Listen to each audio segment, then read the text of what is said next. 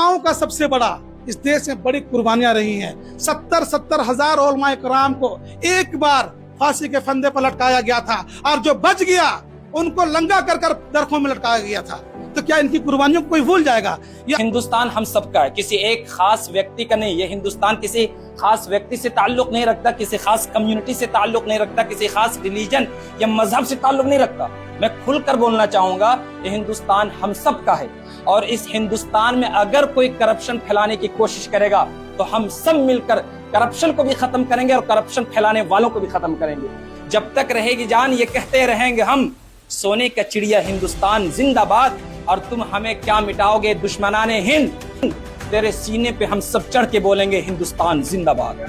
कहीं सत्संग भजन कीर्तन, कहीं पर नात कव्वाली, यहाँ के लोग मिलजुल कर मनाए ईद दिवाली।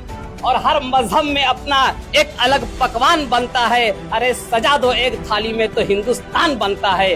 आज मुसलमानों को टारगेट किया जा रहा है तो मैं कहूँगा, हम आह भी करते हैं तो हो जाते हैं बदनाम, हम आह भी करते हैं तो हो जाते हैं बदनाम। अरे कोई कत्ल भी करता है तो चर्चा नहीं हो। केंद्रीय अध्यक्ष जो अभी गुलाम मुस्तफा साहब, उनकी दावत में हम लोग आए हैं। इनके जो विजन है, इनकी जो सोच है, इनकी जो फिक्र है, उनके साथ हम लोग हैं और हम लोग सब शुभकामनाएं हैं कि इनका आगे बढ़े, देश का विकास हो। का आरोप लगता है कि मुसलमान लोग बीजेपी के डर से कांग्रेस या अदर जो सेकुलर पार्टियों का दावा करती है उन्हें वोट दे देती है। वो विकास के नाम पे तो वोट करती ही नहीं है। वो भरोसा वाली कौम है, लेकिन ये कौम के साथ किसी ने मतलब वफादारी नहीं निभाया। सबने बेवफाई की, जिसके साथ भरोसा करते हुए धोखा देता है। जोहार, आपकी विकास पार्टी के केंद्रीय कार्यालय में उनके पार्टी विस्तार का कार्यक्रम हो रहा है, जिसमें कोडरमा जिला के तमाम जो उलमा हैं, धर्म गुरु हैं मुस्लिम धर्म के, उन्हें आज बुलाया गया और उनके साथ बैठक की जा रही है। आइए जानते हैं क्या मुद्दे हैं उलमाए के, खासकर उनकी क्या समस्या और समाज पार्टी को कैसे आगे बढ़ाएंगे और क्या कुछ रणनीति आज तैयार हो रही है। तो हमारे साथ केंद्रीय अध्यक्ष आपकी विकास पार्टी के गुलाम मुस्तफा जी है, उन्हीं से जानते हैं आखिर क्या वजह है कि आज पूरे जिले के उलमा को आप बुला लिए हैं। सबसे पहले तो तमाम आपके दर्शकों को झारखंडी जोहार, अस्सलाम वालेकुम, नमस्कार। निश्चित रूप से हमारी, क्योंकि इस देश में काफी सारी पार्टियां हैं, लेकिन फिर भी आपकी विकास पार्टी की अगर स्थापना किया गया है तो निश्चित रूप से कहीं न कहीं ये तमाम पार्टियां के अंदर जो वादा था, जो वादा खिलाफी किया है, हमें ऐसा महसूस हुआ कि तमाम पॉलिटिकल पार्टियां केवल दिखावे के लिए करती है। मैं बताना चाहता हूं कि इस देश की आजादी को 77-78 साल हो चुका है। आज इस देश में एक तबका, जो मुस्लिम समुदाय कहते हैं लोग, तन तनाई पूरी जान माल लगाकर इस देश को आजाद करवा कर गोरों को भगाया यहाँ से। और उलमाओं का सबसे बड़ा इस देश में बड़ी कुर्बानियां रही हैं। 70 हजार उलमाए कराम को एक बार फांसी के फंदे पर लटकाया गया था और जो बच गया उनको लंगा कर कर दरखों में लटकाया गया था। तो क्या इनकी कुर्बानियों को कोई भूल जाएगा? ये आज जो वर्तमान की सरकार है, जो हेमंत सरकार है, ये सिर्फ ये फरेब की सरकार है और ये धोखाबाजी की सरकार है। इन्होंने जब 19 में चुनाव लड़ रहा था तो तमाम झारखंड के मुसलमानों से, अल्पसंख्यकों से वादा किया था, चाहे वो दलित हो, चाहे एसी हो, एसटी हो, कि आपकी रक्षा सुरक्षा ये सरकार करेगी। लेकिन ये सरकार आने के बाद बिल्कुल लॉ एंड ऑर्डर, विधि व्यवस्था बिल्कुल चरमरा चुकी है और जनता पस्त है और नेता मस्त है। आज मुझे ऐसा लगा कि नहीं, उलमाए कराम को बुलाना चाहिए।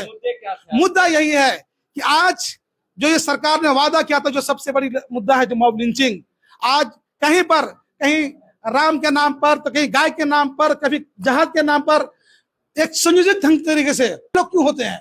आज शासन प्रशासन बिल्कुल फेरवर है, तो हमें लगा कि नहीं, आज इन लोग उलमा को बुलाना चाहिए। चाहे मदरसा बोर्ड की मामला हो, उर्दू भाषा का मामला हो, ये तमाम सरकार सिर्फ वादा कर रही है और वादा खिलाफी कर रही है। और जितने भी सरकार ये कानून ला रही है, किसी एक समुदाय के खिलाफ टारगेट करके उसके खिलाफ कानून ला रहा है। और आज आपकी विकास पार्टी के अध्यक्ष नहीं बोलेंगे, आज हमारे उलमाए कराम बोलेंगे। चलिए, हम उलमाए कराम से ही बात करते हैं। हमारे साथ हाफिज मकसूद साहब है। क्या लग रहा है जिस तरीके से आपकी विकास पार्टी का विस्तार हो रहा है और उलमाओं को बुलाया गया है और सम्मानित भी किया जा रहा है, क्या कुछ लग रहा है, क्या कुछ नया होने जा रहा है? जाहिर सी बात है कि केंद्रीय अध्यक्ष जो है गुलाम मुस्तफा साहब, उनकी दावत में हम लोग आए हैं। इनके जो विजन है, इनकी जो सोच है, इनकी जो फिक्र है, उनके साथ हम लोग हैं और हम लोग सब शुभकामनाएं हैं कि इनका आगे बढ़े, देश का विकास हो और जो यहाँ पर बर्निंग इश्यूज हैं उस पर ये काम करें। हम लोग सबको सपोर्ट है। यानी थैंक यू। बस उम्मीद है कि कुछ बेहतर कर पाएंगे। बिल्कुल, निश्चित तौर पर, क्यों नहीं करेंगे, इनको मौका दिया जाए जरूर करें। यानी कि जिस तरीके से आप लोगों का बैठक हुई है, क्या कुछ मुद्दे छन के आए हैं और क्या सॉल्यूशन निकलेगा इसका? सबसे पहले मैं शुक्रिया अदा करना चाहूँगा तमाम उलमाए कराम का, और आपके वीडियो देखने वाले सारे लोगों का शुक्रिया अदा करना चाहूँगा। गुलाम मुस्तफ़ा साहब का मीटिंग का अगर देखा जाए बेसिकली तो दो मकसद हैं। सबसे पहला मकसद ये है कि हमारे हिंदुस्तान से करप्शन को ख़त्म कर दिया जाए। सबसे पहला मकसद, चाहे वो करप्शन हमारे मुस्लिम कम्युनिटी में हो चाहे वो हिंदू कम्युनिटी में हो, सबसे पहला काम कि करप्शन ख़त्म कर दिया जाए। दूसरा काम ये है, दूसरा मकसद गुलाम मुस्तफ़ा भाई का ये है कि जिसको जो हुकूक मिलना चाहिए सरकार वो हुकूक दे दे। बस ये दो काम पर अगर काम हो जाएगा, मेहनत हो जाएगी और सरकार काम करेगी, जो चीज़ हम लोग मुतालबा कर रहे हैं, जिस चीज़ का मुतालबा कर रहा है, मुतालबा किया जा रहा है, उस मुतालबा को पूरा किया जाए। सबसे पहला काम, क्योंकि हिंदुस्तान हम सबका है, किसी एक खास व्यक्ति का नहीं। ये हिंदुस्तान किसी खास व्यक्ति से ताल्लुक नहीं रखता, किसी खास कम्युनिटी से ताल्लुक नहीं रखता, किसी खास रिलीजन या मजहब से ताल्लुक नहीं रखता। मैं खुलकर बोलना चाहूंगा, ये हिंदुस्तान हम सबका है, और इस हिंदुस्तान में अगर कोई करप्शन फैलाने की कोशिश करेगा तो हम सब मिलकर करप्शन को भी खत्म करेंगे और करप्शन फैलाने वालों को भी खत्म करेंगे। आखिरी में मैं एक शेर बोलूंगा कि जब तक रहेगी जान ये कहते रहेंगे हम। ये शेर सुनिएगा, जब तक रहेगी जान ये कहते रहेंगे हम, सोने का चिड़िया हिंदुस्तान जिंदाबाद, और तुम हमें क्या मिटाओगे दुश्मनाने हिंद। सुन लीजिए, और तुम हमें क्या मिटाओगे दुश्मनाने हिंद, तेरे सीने पे हम सब चढ़ के बोलेंगे हिंदुस्तान जिंदाबाद। हाँ, एक और मौलाना साहब हैं हमारे साथ, उनसे जानेंगे आखिर जो उलमाए कराम हैं उनकी भी कुछ समस्याएं होती होगी। क्या कुछ समस्याएं हैं आप लोगों को? हमारे उलमा का क्या, पूरे मुसलमानों का समस्या है। आज तो पूरी दुनिया दिख रही है कि ये हुकूमत और जितने भी हुकूमतें आई, किसी हुकूमत ने भी मुसलमानों के लिए कोई काम नहीं किया। तो ये तो दर्द हर शख्स को है। और मुस्लिम वो कौम है जो सिर्फ एक जात एक समाज का दर्द नहीं लेती है, बल्कि ये कौम ऐसी कौम है कि जो पूरी दुनिया की इंसानियत का दर्द लेती है। जिसके साथ जो किस्म के भी जुल्म हो, किसी तरह की कोई बर्बरियत हो या किसी तरह का कोई मामला हो, मुसलमान के दिल में सबका दर्द होता है। वो सारी इंसानियत को इंसान समझता है और सारी इंसानियत को अपन भाई समझ के उसके दुख दर्द के साथ शरीक होता है। इस कमेटी का, इस तंजीम का यही मकसद भी है जो उन्होंने काम किया है कि ऐसी एक कमेटी बनाया जाए, विकास बनाया जाए, ताकि सारे लोगों को लेकर के तरह किसी के साथ दुख तकलीफ और जुल्म ज्यादती जो हो, हम सबको ऐसी की कमेटी मजबूत बने ताकि उस जुल्म को जो आज दुनिया के अंदर जो की जा रही है, चाहे हमारे साथ हो या हमारे दूसरे भाई के साथ हो, उसको मिलजुल कर खत्म लेकिन एक आरोप लगता है कि मुसलमान लोग बीजेपी के डर से कांग्रेस या अदर जो सेकुलर पार्टियों का दावा करती है उन्हें वोट दे देती है। वो विकास के नाम पे तो वोट करती ही नहीं है। वो ऐसा मकसद नहीं है कि उसके विकास, और तो करती है, और तो उसको भी करती है, लेकिन क्या है, मुस्लिम असल में उसको लालच दे करके, कुछ समाज दे करके, ऐसा ये कौम है कि सब पर भरोसा कर लेती है। ये चाहते हैं ना कि हम वो हमको उठाएगी, ये उठाएगा, लेकिन ये सारे कौम उसको जो है काम लेकर के जो है उसको धोखा देती है। ये भरोसा वाली कौम है, लेकिन ये कौम के साथ किसी ने मतलब वफादारी नहीं निभाया, सबने बेवफाई किया। जिसके साथ भरोसा करते हुए धोखा देता है। हमारे साथ कुछ मस्जिद के भी इमाम जुड़ चुके हैं। उन लोगों के साथ आजकल एक समस्या देखी जा रही है। अमूमन मुस्लिम समुदाय के लोगों में आत्महत्या करना गलत माना जाता है, गुनाह माना जाता है, लेकिन एक हाल ही के दिनों में एक खबरें निकल के भी आई कि एक मस्जिद के इमाम ने कर्ज के वजह से आत्महत्या कर ली। क्या लग रहा है कि जो इमाम है उनके क्या जो वेतन मिलते हैं, तनख्वाह मिलते हैं, क्या उसे जो लोग हैं उसे, और जिस हिसाब का अभी चल रहा है, जिस तरीके से महंगाई बढ़ी है, उस हिसाब से उन इमामों को तनख्वाह नहीं मिल पा रहा है, जिस तरीके से उनके ऊपर बोझ बढ़ रहा है, इस तरह की घटनाएं सामने आ रही है, क्या कुछ कहेंगे इसको लेकर? मुझे कहना यही है कि जो इमाम लोगों का आज पूरे झारखंड जहाँ जहाँ हमारा पहुंच है, जहाँ जहाँ हम जानते हैं, कोई भी इमाम अंदरूनी तौर पे तनख्वाह के एतबार से देखा जाए, दुनियावी एतबार से तो कोई खुश नहीं है। मजबूरन उनको रहना पड़ता है, दीन का काम समझ कर उसको करना पड़ता है, वरना कोई खुश नहीं है। आज के महंगाई के हिसाब से उलमा की जरूरियात पूरा हो नहीं पा रहा, समझे, इतने कम तनख्वाह में।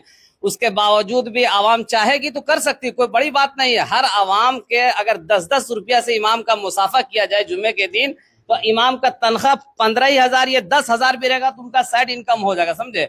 दूसरी बात, इमाम को 24 घंटा मस्जिद में ड्यूटी देना पड़ता है, समझे। अलग से अगर कोई काम करता है, कोई बिजनेस करता है, तो आवाम की उस पर निगाह होती है कि ये मौलाना साहब दूसरा लाइन में चला गया। ऐसा नहीं है, दीन का भी काम कर रहा है, उसको तनख्वाह भी कम दे रहे हैं। तो ये मैं गुजारिश करूंगा जो हमारे गुलाम मुस्तफा राष्ट्रीय अध्यक्ष है आपकी विकास पार्टी का, और जो जितने भी जिस मस्जिद के मुतवल्लियान है, जिम्मेदारान, सबसे मैं गुजारिश करूंगा कि इस विषय में आप सोचे और इमामों और जितने भी उस्ताद कराम मदरसा के उनको तनख्वाह बढ़ाने की कोशिश करें, क्योंकि आप अपनी जरूरत को देखते हैं लेकिन उलमाए कराम किस तरह से जिंदगी गुजार रहे हैं आप नहीं देखना चाहते। अब उलमा दिखाए तो कहाँ दिखाए, सब बोलता है कि उलमा के पैसे में बरकत है, तो बरकत बरकत कह के आप तो जब बरकत है तो कोई सरकारी नौकरी वाला उसका वेतन है 50,000 रुपया, हमारा वेतन है 10,000 रुपया, जब बरकत है वो पैसा हमको दे दीजिए और ये पैसा आप रखिए, सारा बरकत उसी दिन खत्म हो जाएगा, समझे। इसलिए कहा जाता है दर्द में दर्द हो तो एहसास कहाँ होता है, दर्द में दर्द हो तो एहसास कहाँ होता है, अरे एक जगह हो तो मैं बता दूं कि यहाँ होता है। और ये मीटिंग जो आज के सिर्फ उलमाए कराम का मीटिंग नहीं है, ये हिंदू मुस्लिम भाईचारगी का मीटिंग है। कोई भी पार्टी हो, आपके विकास पार्टी हो, कोई भी पार्टी हो, कांग्रेस का पार्टी हो, बीजेपी का पार्टी हो, इलेक्शन से पहले वो इस तरह से हमसे मिलते हैं जैसे हमारा सगा भाई है, सारा जिम्मेदारी है मेरा लेगा, लेकिन जैसे ही इलेक्शन खत्म हुआ कुर्सी मिलने के बाद भूल जाएगा, कुर्सी मिलने के बाद भूल जाएगा वो हम क्या है। ऐसा नहीं होना चाहिए। इस देश में इस तरह के काम होने चाहिए कि कहीं सत्संग भजन कीर्तन, कहीं पर नात कव्वाली, कहीं सत्संग भजन कीर्तन, कहीं पर नात कव्वाली, यहाँ के लोग मिलजुल कर मनाए ईद दिवाली, और हर मजहब में अपना एक अलग पकवान बनता है। अरे सजा दो एक थाली में तो हिंदुस्तान बनता है। आज मुसलमानों को टारगेट किया जा रहा है, तो मैं कहूंगा हम आह भी करते हैं तो हो जाते हैं बदनाम, हम आह भी करते हैं तो हो जाते हैं बदनाम। अरे कोई कत्ल भी करता है तो चर्चा नहीं हो